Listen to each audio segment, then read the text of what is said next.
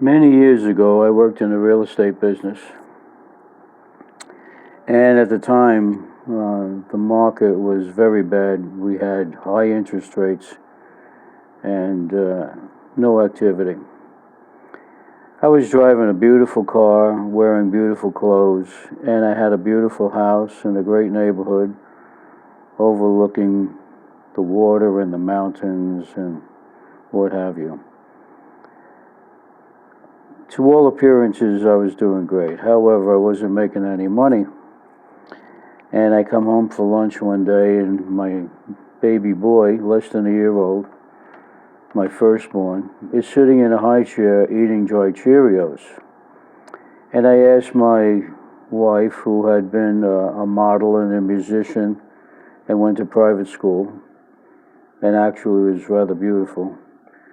I asked her, "It's lunchtime, why is he eating dry Cheerios?" And she says, "Well, we don't have anything else." I went to the cupboard, and we didn't even have one of those little jars of baby food in the cupboard. Well, my heart sank. And the very next day, I went out and I started going out on interviews, and I go to this storefront, and it says Electrolux. I says, "What's this?" It was vacuum cleaners.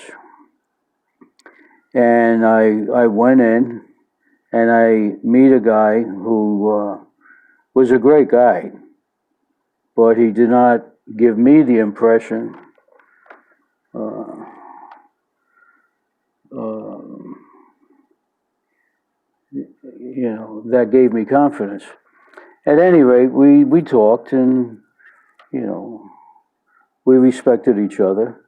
And he said to me that if I could give him a week, he would show me how to sell these vacuum cleaners. And I said, okay. So we went out for 7 days and nights, from 8 o'clock in the morning until 9 p.m. at night. And of course, he basically did all of the work at first, until such point as I did all the work. And I sold 6 machines, and I made $600. And all of a sudden, things changed, things turned around. We did a lot of grocery shopping. And this lasted for about 18 months.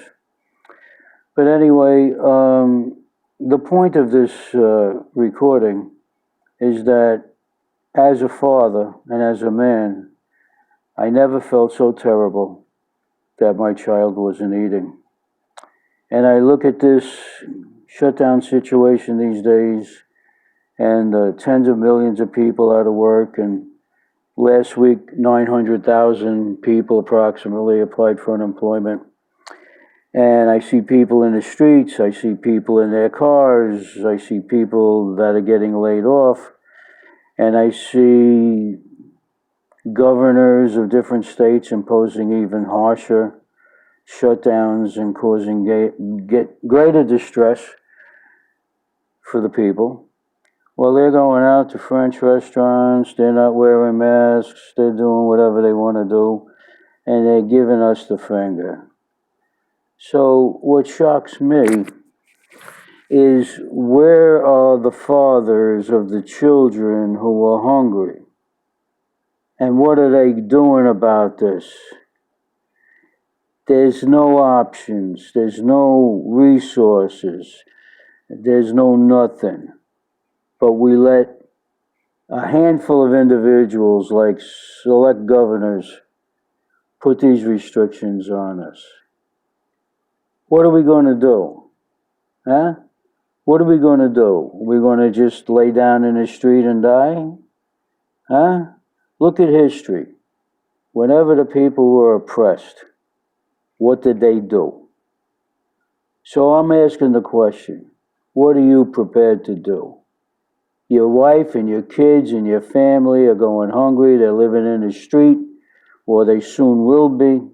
What are you going to do when you see videos of governors going out to fancy restaurants, not practicing social distancing, gathering in groups, but telling you you can't? What are you going to do? I present this to you and challenge your manhood. What are you going to do? The law is not working. The government is not working. Nobody's going to help you. What are you going to do? And that's that.